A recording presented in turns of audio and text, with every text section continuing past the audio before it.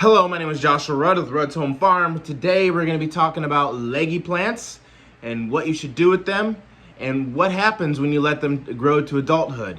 If you like any of my equipment that you see and you want to get one of your own, just check out my website and the link down below. Let's get to it. So if you're an indoor grower, you are going to experience at some time or another leggy plants. And so initially I usually just got rid of the leggy plants and I just started over, but I just went ahead and let this red Russian kale grow to adulthood and see how it would do. And I'm not very happy at the results. You can see here at the bottom, it has where it was leggy, right here.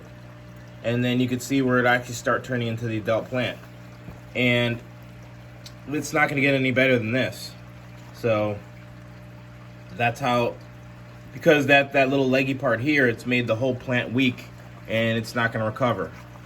Same one with over here too. I'm not sure you can see that one. Okay.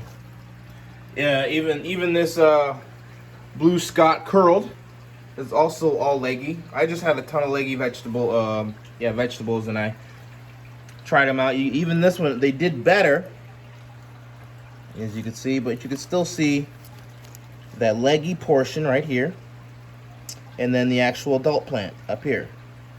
And that is always will be far weaker plant than anything else. In comparison, let's look at a non-leggy plant over here. This is my biggest kale right now. And you can see all the way at the base. Yeah, get some stuff out of the way.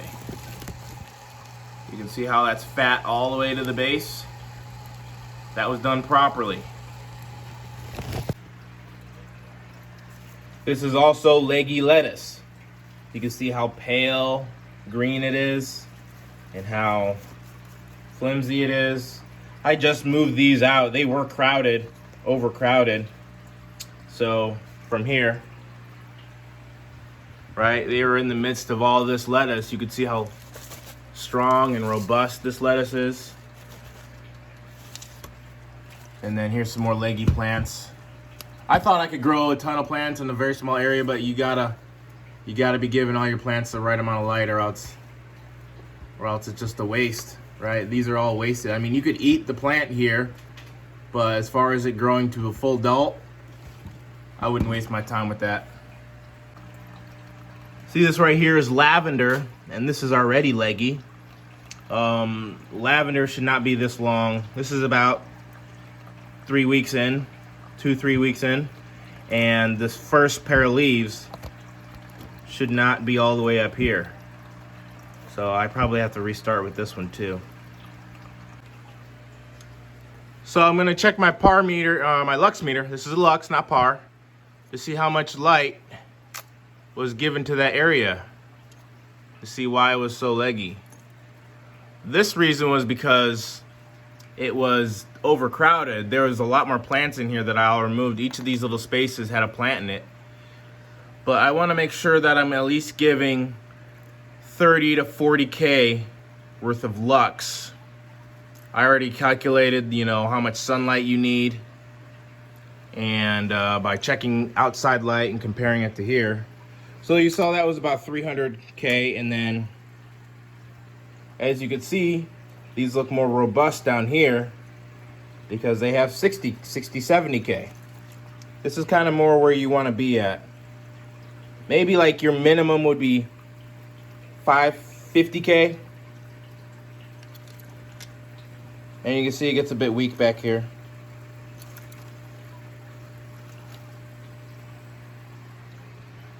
So you kind of want to avoid the 20,000 or below, because that's where you start getting leggy plants. But these plants are too late, and I'm gonna have to start over.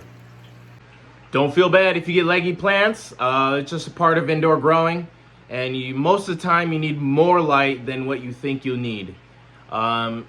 Use a lux meter. Sure, it's not a par meter, but it's great at just comparing between sources. And if you do get leggy plants, just start over.